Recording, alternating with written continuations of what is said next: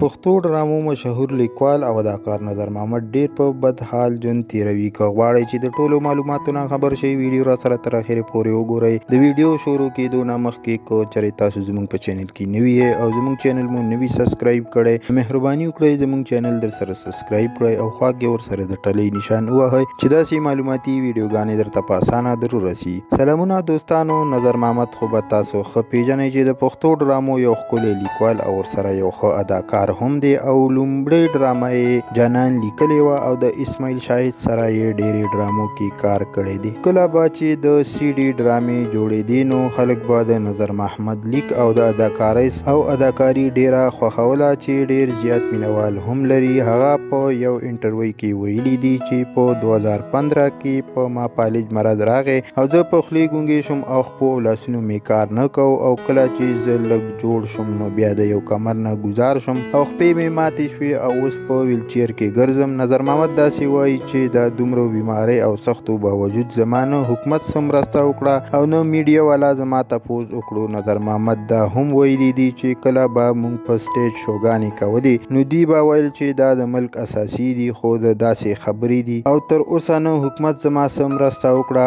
او نه چا څه تپوس وکړو او چې کړي دي نو زما سره زما بچو کړي او زه یې په هسپتالونو وګرځولم او اوس هم په ویلچیر کې ګرځم. دوستانو دا و د نظر محمد د ژوند حال چې در سره مو شریک کو. که ویډیو مو خوښه شوي وي نو لایک او شیر یې کړئ او چینل در سره ضرور سبسکرایب کړئ. مننه کوم چې ویډیو را سره تر اخره پورې وکتله او د بلې ویډیو پورې د لوی الله په امان.